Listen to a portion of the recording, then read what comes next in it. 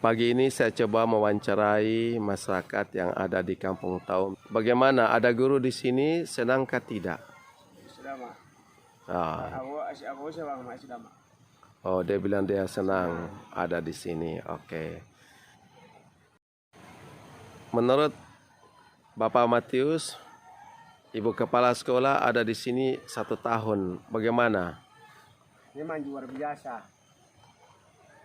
Kenapa luar biasa?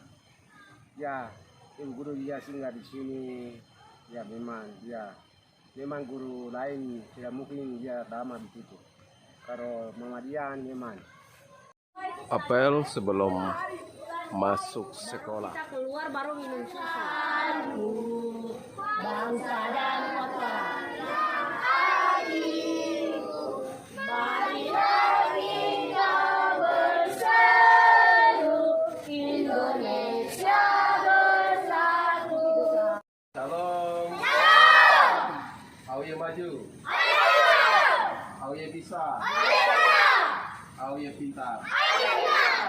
Ini didampingi oleh Jalan tidak boleh dekat-dekat, kepala sekolah tidak boleh pegang tangan, dan tapi juga jika di Pak Guru Auye Rian masih bisa yang karena ada di belakang. jauh. Jadi di sini masih belajar, walau di kota Libu Adalah anak-anak TK ya, pintar, yang juga Anak punya Auye semangat pintar. untuk belajar. Sehingga perlu sekolah. Orang kota pakai pakaian yang bagus, sepatu baru sekolah. Kita pakai pakaian begini biasa tidak apa-apa toh. Yang penting kita bawa apa sekolah. Harus ada, karena ada guru toh. Ya begitu saja. Selamat belajar, Tuhan berkati. Salam. Ayo bisa. Pak Guru membagikan sabun mandi kepada anak-anak didik mereka supaya anak-anak mandi dapat memakai sabun mandi. Sekolah Dasar Negeri Auye adalah sekolah dasar di bawah naungan pemerintah Kabupaten Nabire yang berapa tahun, 5 tahun tidak aktif dan sudah diaktifkan selama 1 tahun. Begini kondisi sekolahnya dan para muridnya. Meski sedikit, mereka adalah tunas bangsa, harapan bangsa untuk masa depan bagi bangsa Indonesia, terkhusus tanah Papua. Karian, bagaimana kesanmu selama mengajar anak-anak di sini? Kesan yang empat ini itu senang karena pertama alamnya masih asri, belum tercemari. Dan yang kedua anak-anaknya punya niat belajar. Mereka semua punya niat belajar yang baik. Dan yang ketiga mereka lucu. Mereka meski sedikit Karian, tapi kebutuhan tenaga guru itu penting untuk menjangkau di sini dan sekitarnya. Menurut Karian bagaimana tantangan pada teman-teman di kota? Kira-kira apa yang mau disampaikan? Ya buat teman-teman guru yang lagi tidak ngajar, ya bisa sempatkan datang ke sini buat mengajar anak-anak ini. Walaupun mereka sedikit, tapi mereka bisa dan mereka mau untuk belajar. Oke. Baik, mereka bisa dan mereka mau untuk belajar. Mereka anak-anak pintar, cuma karena belum belajar saja. Sekarang salah seorang yang mewakili anak-anak di sini, yaitu Kak Nathan. Nathan, apa yang mau kamu sampaikan? Kakak-kakak guru yang di kota bisa datang untuk mengajarkan kami. Ya, kenapa minta mereka datang mengajar kalian? Untuk mau pintar. Saya juga mewawancarai Ibu Kepala Sekolah. Beliau bernama Sulce Sihasale yang bersuami kan orang dari Sangir yang ikut bersama-sama melayani di Kampung Taumi. Ibu Sulce sebagai Kepala Sekolah, seingat saya, Ibu kesini sudah hampir 1 tahun. Tanggal 21 Februari ini tepat 1 tahun. Kesan apa yang Ibu dapatkan selama melayani di sini? Yang saya dapatkan di sini ketika naik, yang pertama terfikir di pikiran bahwa sulit, tapi ternyata ketika di lapangan tidak sulit. Bagaimana cara kita bisa dekat dengan anak-anak dan mereka menerima kita apa adanya, itu yang paling penting. Dan mereka rindu, bahkan mereka bersemangat sekali untuk bersekolah. Sebagai kepala sekolah, meski anak-anak di sini kelihatan sedikit karena masih banyak di pegunungan yang tidak bisa turun, tentu Ibu merasakan membutuhkan tenaga pengajar lagi yang lain ya Bu? Ya, Ya, kira-kira berapa tenaga lagi yang dibutuhkan di sini Bu? untuk memenuhi syarat saya memerlukan sekitar 3 atau 4 guru. Karena itu paling penting supaya anak-anak semua dapat belajar dengan maksimal. Karena kalau cuma tenaga 2 orang, seringkali kami tidak maksimal, tetapi itu tidak menjadi halangan, tidak menjadikan kami patah semangat. Kami tetap berjuang, kami tetap berusaha supaya anak-anak yang ada di SD Ause walaupun jauh dari kota, dari keramaian kota, kami akan berusaha supaya tidak sempurna, tetapi setidaknya akan setara dengan sekolah-sekolah yang ada di Kabupaten Nabire. Ya, meski saya lihat juga jumlahnya sangat sedikit ya, tapi dengan maksimalnya pengajaran, dengan hadirnya banyak pengajar di sini, hasilnya kualitasnya akan lebih luar biasa. Karena dulu ini memang hutan dan sekarang sudah menunjukkan harapan yang besar untuk ke depan. Bagaimana Ibu mengajak untuk anak-anak muda di kota, masih banyak nganggur, sarjana pendidikan yang nganggur di kota, supaya mereka berani ke pelosok yang dianggap sebagai tempat-tempat yang mengerikan?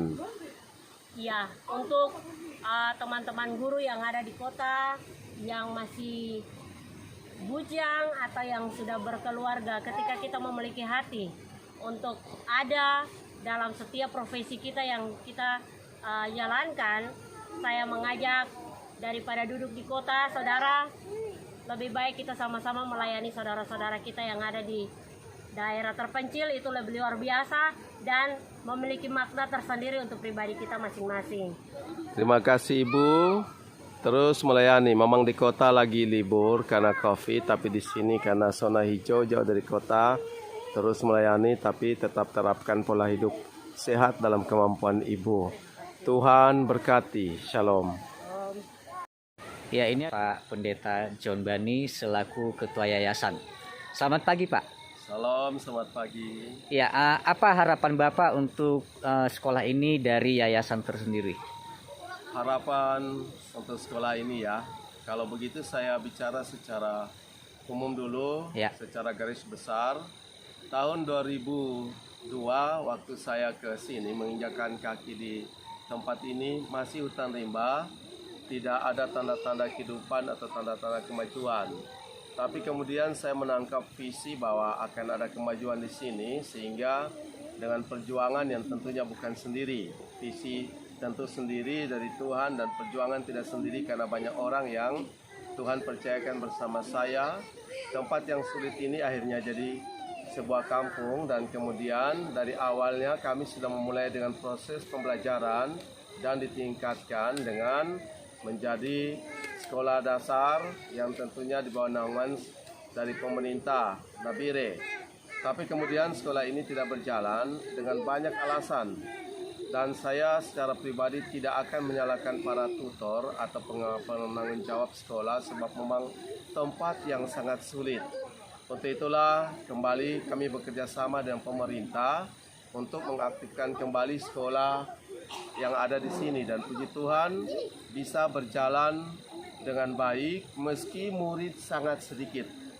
Karena masih banyak di pegunungan sana yang kami juga punya tenaga musiman yang biasa kami kirim, yaitu saudara John Bewapa dari putra daerah pegunungan, dia yang biasa kami kirim untuk mengajar ke sana, atau sekali waktu kami sempat ke sana, kami akan adakan pola pembelajaran di tempat-tempat tersulit. Untuk mendatangkan mereka di sini tentu tidak bisa dalam waktu yang dekat ini.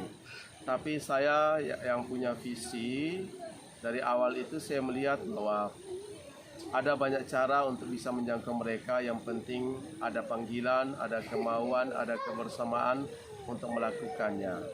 Jadi meski sedikit yang sekarang ini kelihatan, tapi mereka adalah generasi masa depan dari bangsa kita, generasi Papua, generasi yang benar-benar disiapkan, harus disiapkan untuk masa depan.